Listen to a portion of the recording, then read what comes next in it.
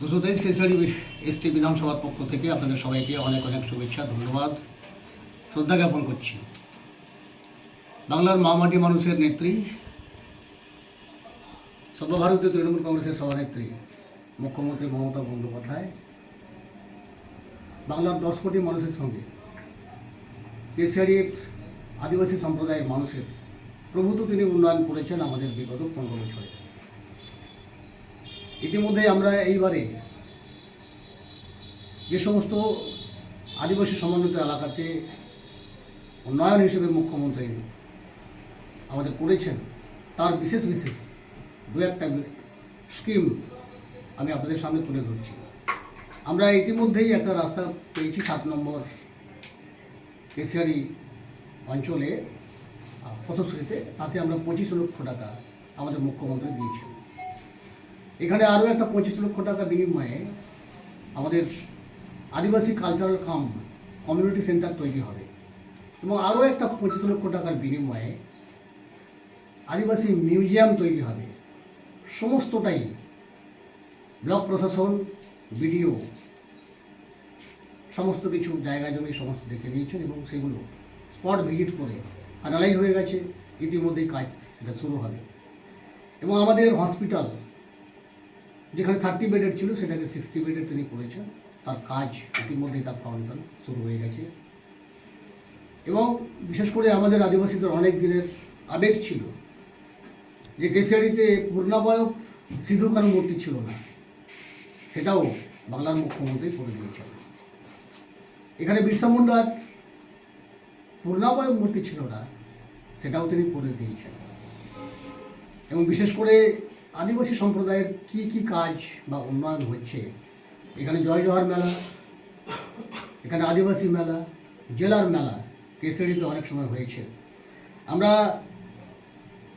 জয় Jawahar pension আমাদের কেশিয়ারিতে পাচ্ছেন প্রায় 3532 জন।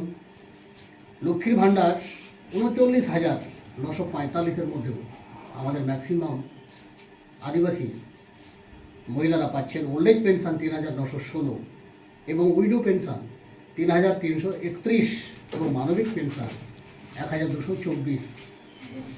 এবং এখানে আমরা আদিবাসীদের সম্মান জানিয়ে 12টি জাহের থান বাংলার মুখ্যমন্ত্রী মমতা বন্দ্যোপাধ্যায় করে দিয়েছেন এবং সেগুলোর কনস্ট্রাকশন সম্পূর্ণরূপে কমপ্লিট। আদিবাসীদের দীর্ঘদিনের দাবি মেনে ভসরাঘাটে অস্থি বিসর্জন ঘাট, সেটাও প্রায় 12 থেকে 14 লক্ষ টাকা খরচ করে আন্ডার কনস্ট্রাকশন, সেটাও কাজ চলছে। সুতরাং আমরা মনে করি কেশিয়ারির আদিবাসী সম্প্রদায়ের মানুষ, সাঁওতাল, ভূমি, মুন্ডা, হো, লোধা, সবর, মাহালি সমস্ত সম্প্রদায়ের পাশে বাংলার মুখ্যমন্ত্রী নিবিড় উন্নয়ন করে চলেছেন। আমাদের সমস্ত আদিবাসী সম্প্রদায়ের মানুষ বাংলার মুখ্যমন্ত্রীর সঙ্গে আছেন। 2026 সালে সমস্ত আদিবাসী সম্প্রদায়ের মানুষ মুখ্যমন্ত্রীকে ভালোবেসে এই উন্নয়নটাকে গ্রহণ করেছেন।